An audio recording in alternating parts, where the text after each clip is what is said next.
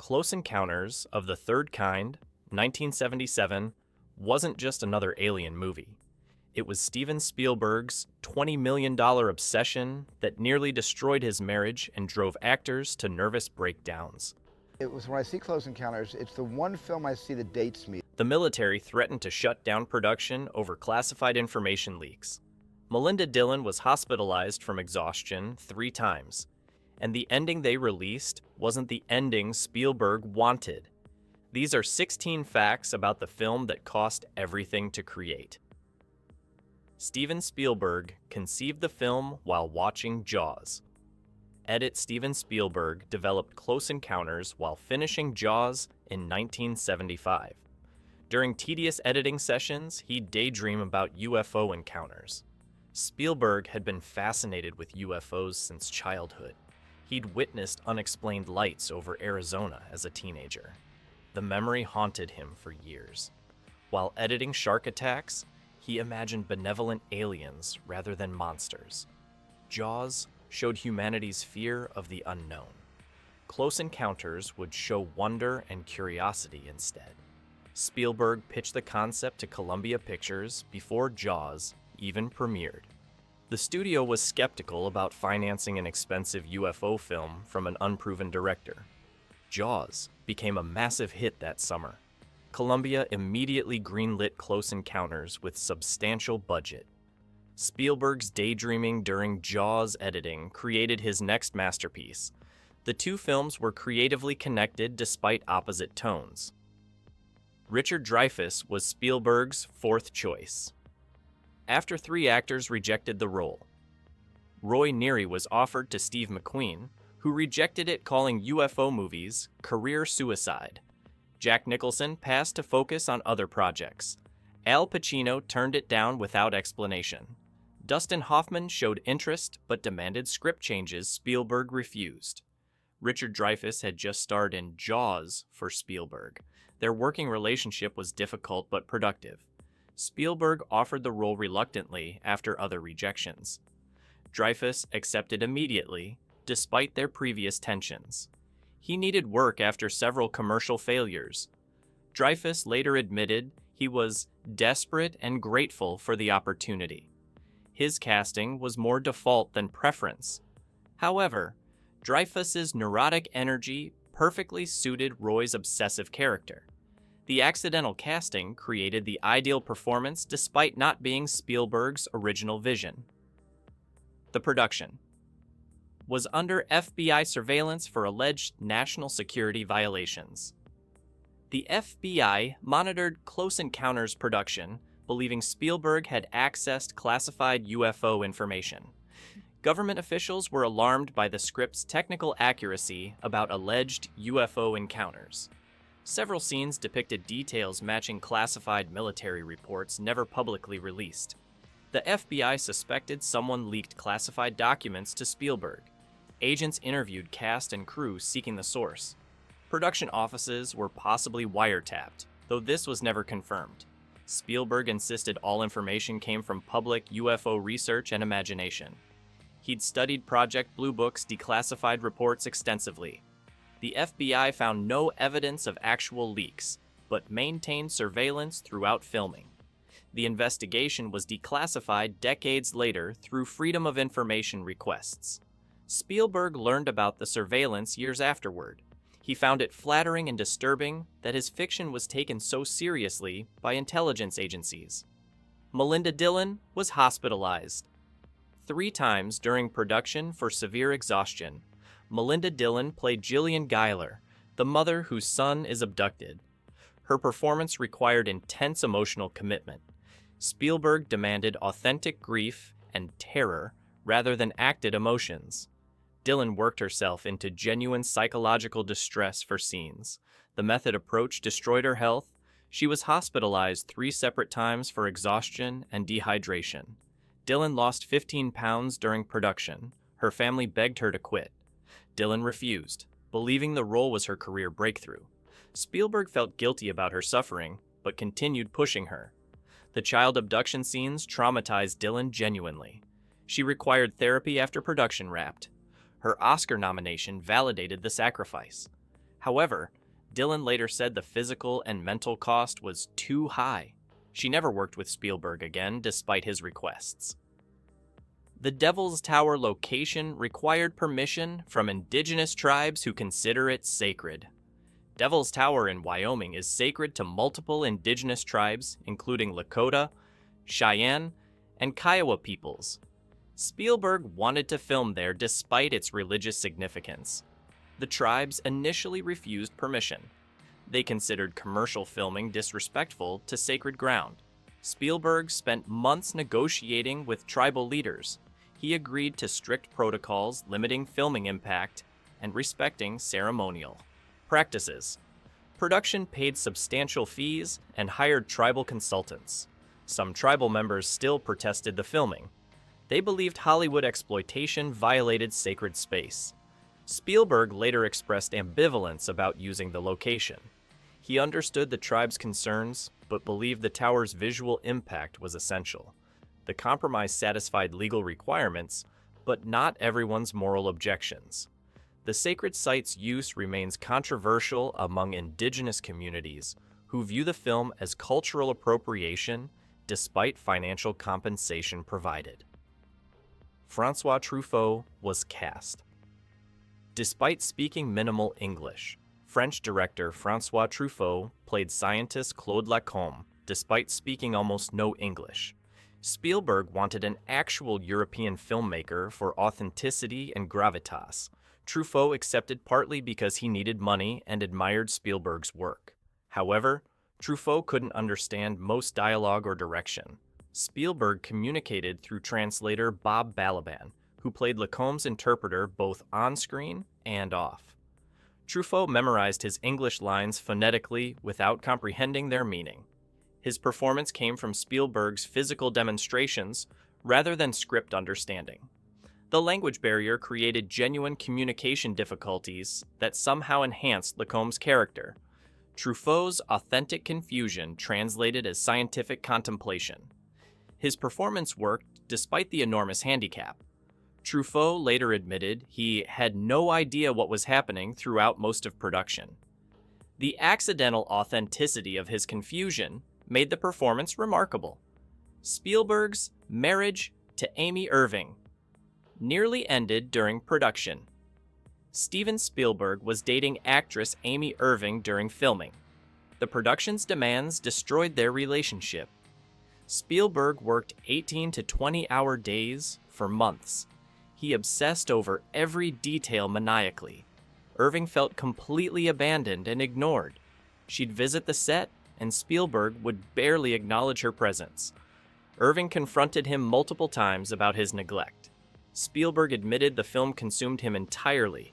He couldn't balance personal life with creative obsession. Irving ended the relationship temporarily before production wrapped. They reconciled briefly years later and married in 1985. However, the marriage ended in divorce by 1989. Spielberg later acknowledged that Close Encounters destroyed my first real relationship. His professional ambition cost him personal happiness. The pattern repeated throughout his early career. The mothership was the largest practical model ever built for a film at that time. Special effects supervisor Douglas Trumbull designed the mothership as a practical model measuring 40 feet wide. It was the largest filming miniature ever constructed when built. The model weighed over 3 tons and required structural supports to prevent collapse. It featured over 2,500 individual lights controlled by custom computer systems. The lighting sequences were programmed like musical compositions. Each light could be individually controlled and timed precisely. Construction took 6 months and cost over $700,000. Cinematographer Vilmos Zsigmond spent weeks lighting it perfectly. The practical model's scale created unprecedented realism impossible with optical effects. Modern CGI could replicate it easily, but in 1977, it required massive physical construction. The mothership's practical presence gave actors something tangible to react to, enhancing performances significantly. The model represented peak pre-digital effects achievement. If you're enjoying these behind-the-scenes secrets about classic science fiction masterpieces, Make sure you're subscribed so you don't miss our next deep dive. We've got more shocking production stories coming soon. Now back to Spielberg's obsessive pursuit of wonder. Cary Guffey was only 3 years old and couldn't follow direction. Child actor Cary Guffey played Barry Giler at only 3 years old. He couldn't understand or follow acting directions. Spielberg devised creative methods to get authentic reactions. For the famous wonder-filled face scene, Spielberg showed Guffey a trained monkey holding an umbrella just off camera. Guffey's amazed expression was genuine surprise at the absurd sight. For frightened reactions, crew members would jump out and scare him deliberately.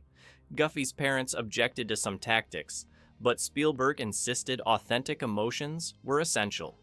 The child had no idea he was in a movie. He thought it was elaborate playtime. This innocence created perfect, unfiltered reactions impossible to achieve with trained actors.